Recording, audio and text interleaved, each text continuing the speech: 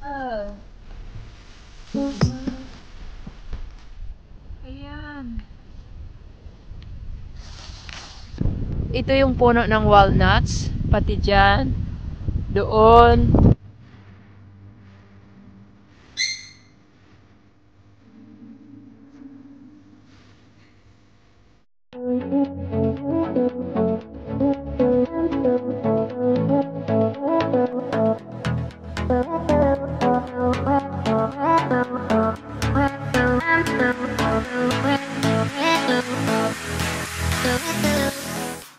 Good morning everyone.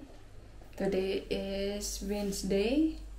Isang buong gabi na maulan. Ayan, kung makikita nyo dito sa aming door. Ayan, buong gabi yan na umuulan. Kahapon pa.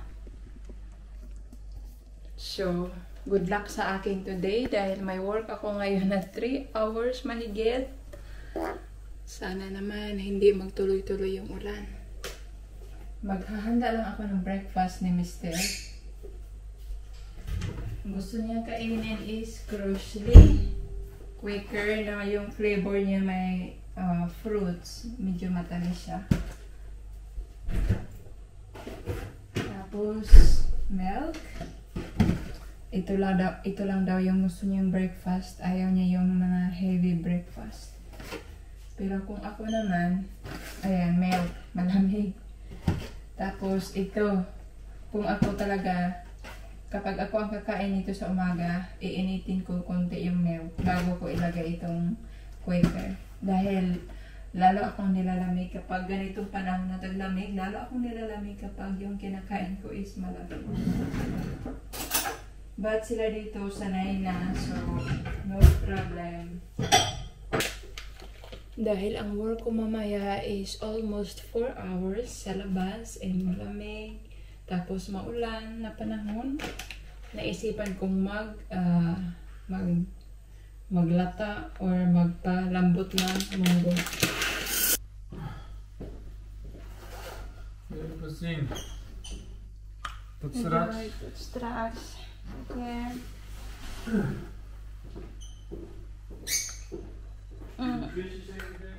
Ja, doe ik. Doei. Umalis na ang aking asawa, papunta na siya sa kanyang trabaho. Naawa ko kapag aalis siya tapos ganito madilim pa. Tapos umuulan pa sa labas. Pero hindi naman siya mababasa dahil may ano naman siya, kotse, may service naman siya. And ako dito sa loob ng bahay, nakaganito. Malamig, ganito yung damit, ayan. So, ang ginagawa ko ngayon, mag-i-edit ako ng vlog. Kapag may vlog ako na kailangang i-edit, nag-i-edit ako ng mga ganitong oras dahil, madilim pa. Ayaw kong maglinis na ganitong madilim pa. Ayaw kong maggalaw-galaw na ganitong, gusto ko, inaantay ko na munang magliwanag bago ako gagalaw-galaw. So, ang ideya ko ay, kapag may vlog ako, nag-i-edit ako, and kapag wala akong vlog, andito ako sa sofa, nakabalukot ng komot, inaantay ko na lumiwanag saka ako tatayo. Kung pwede pa lang na hindi gagalaw, buong araw lang nakabalukot dito sa sofa. Nako, ang sarap lang na lagi ka na sa ilalim ng kumot kasi malamig talaga. But kapag gumagalaw-galaw ka naman, like naglilinis or kung ano-ano yung ginagawa mo, nawawala yung lamig, umiinit yung katawan natin. So, kailangan talaga na pirasahin natin yung ating katawan na gumalaw-galaw, hindi buong araw na dito lang sa loob ng bahay nakabalukot dahil na it's not healthy.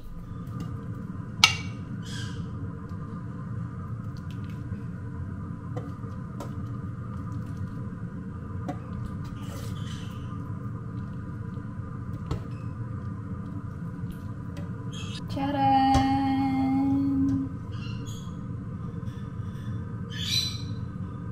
Hi, good morning ulit sa inyo. So, ready na ang aking breakfast. So, sa walang mga kasabay dyan na kumain, sabay-sabay tayong kumain para sabay-sabay tayong ganahan.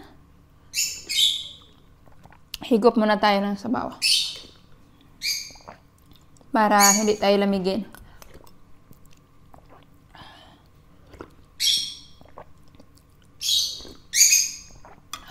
Medyo manghang.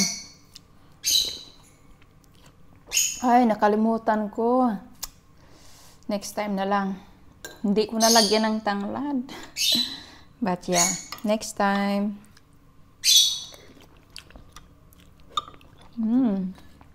Tuyo.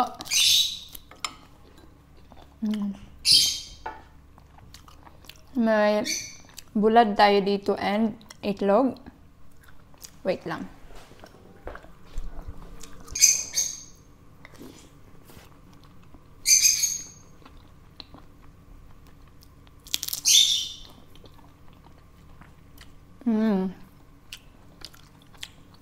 Lami. Kanin, tuyo at itlog.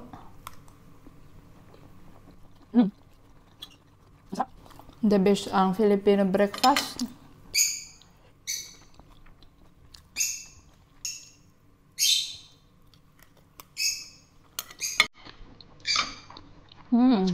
Sarap ng itlog.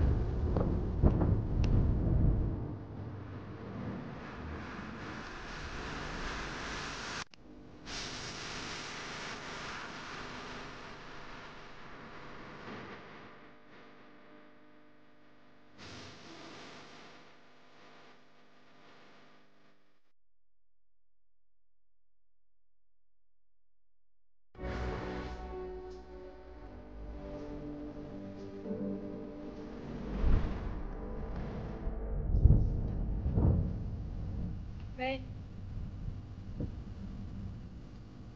We are here now in the park. We are here now in the park and konti lang yung tao. Dalawa lang yung nakita ko. Naglalakad ng aso. Ang lakas ng hangin. Lamig. Papakita ko lang sa inyo yung mga walnuts trees. Ayan sila. Hindi ko alam kung mga ilang puno sila dito pero medyo marami-rami. Ang lakas talaga ng hangin. Natumba yung bike ko. My God. Wait lang. Give this to the great voice. Give this to the holy.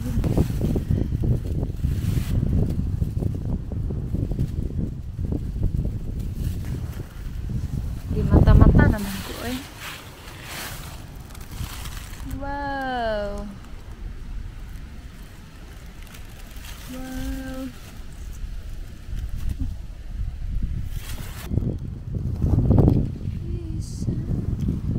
Ito yung dahon ng walnuts.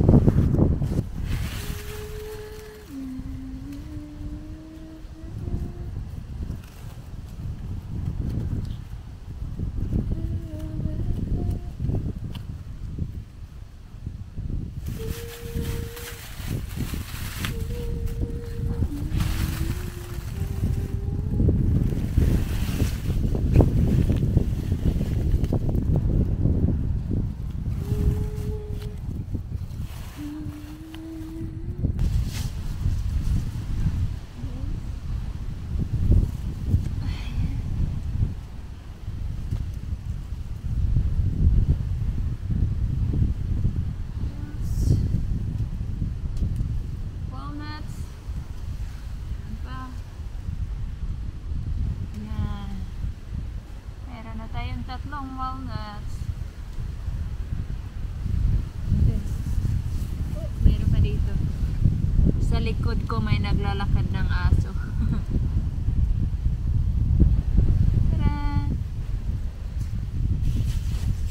Meron pa dito. Ayan. Tanggalin lang talaga itong skin.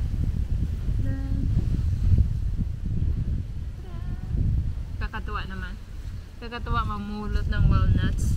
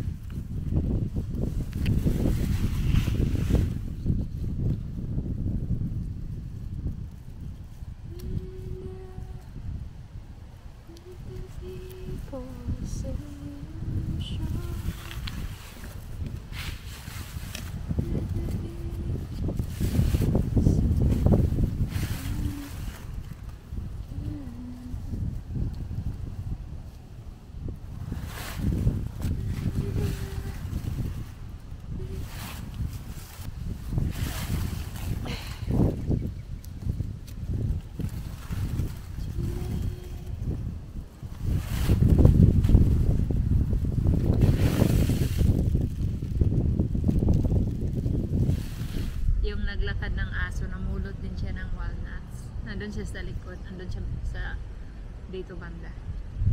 Hindi ko na ipakita dahil bawal yan. Wow! Wow! Kakatuwa talaga. Natutuwa ako kapag ganitong bagay. Siguro dahil libre. Ayan. Ayan. Actually, kaya ko naman bumili nito eh. But natutuwa lang talaga ako manguha.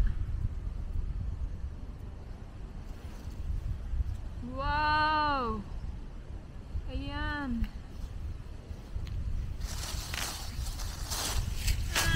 Malapit na tayo matapos. Wow! May nakita ako dito banda.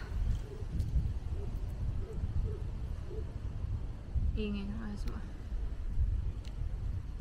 Mahaba yung kuko ko. Ayan, ang dumi na tuloy. Marami din ata siguro doon. Dami yung babae na kuha.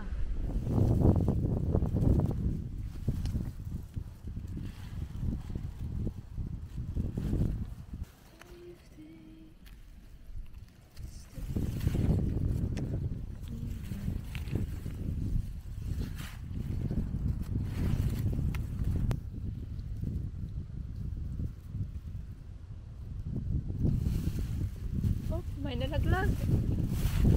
May nalaglag.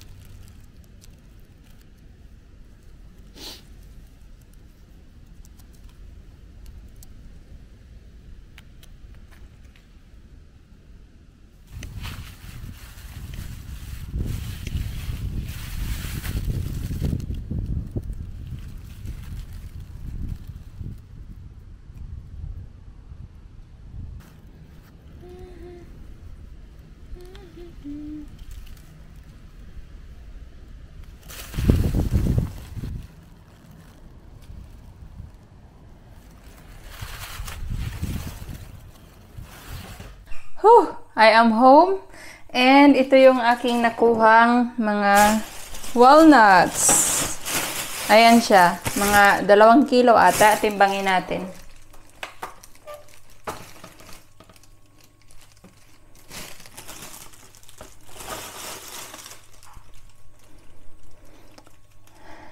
Almost. Ano siya? Yeah, almost 2 kilos. Not bad. Ng mga ilang minuto lang. Yung walnuts dito sa park, okay lang. Manguha kahit hindi magpaalam. Libre yun sa mga tao siguro dito na nakatira. Oops.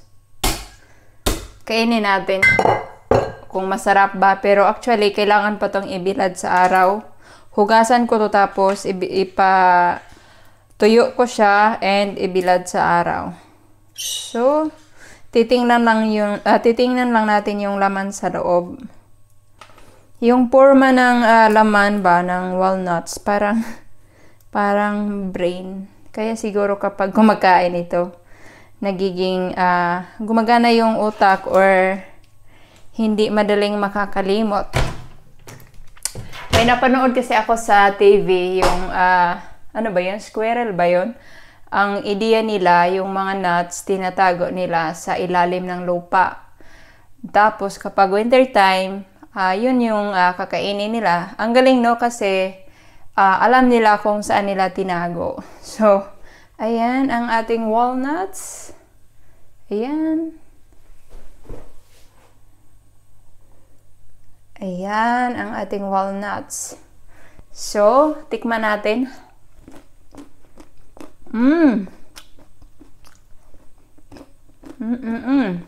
Juicy. Parang mani.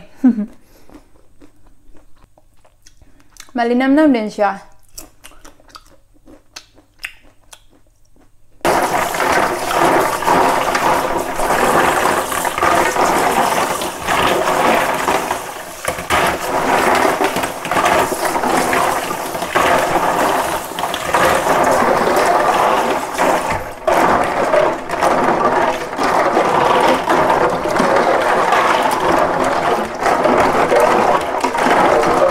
So, diba, kapag hindi pa siya nalinisan, mukhang ang dumi-dumi tingnan. Parang ayaw mong pulutin dahil mukha talagang madumi kasi nalalata yung skin niya and kulay black. Pero kapag nalinisan na, ang ganda na. Ang ganda niyang tingnan. Talagang, walnut pala to. Yan. Ganda ng kulay niya.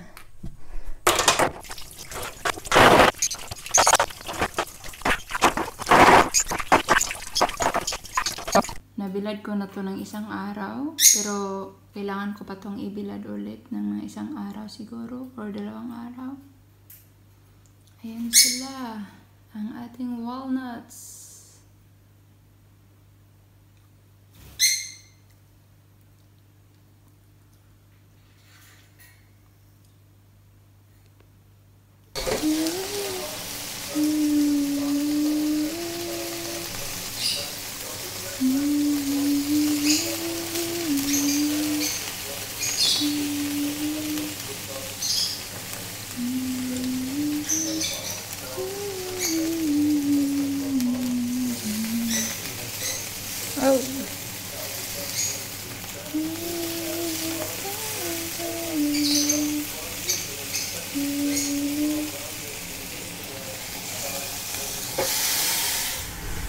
Ang ating atsara.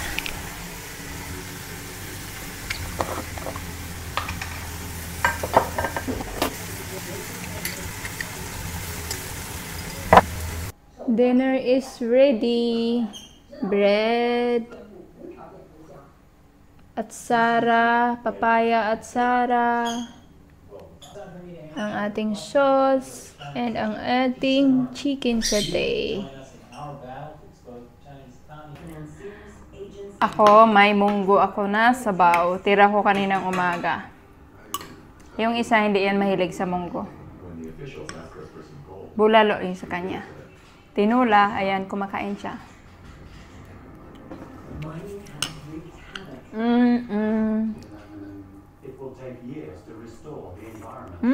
Lekker. Satay. Niet eten is zwart, hè?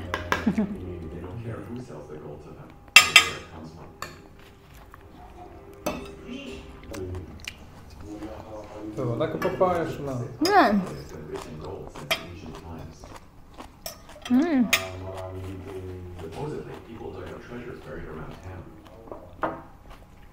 Waar heb je de papaya gekocht?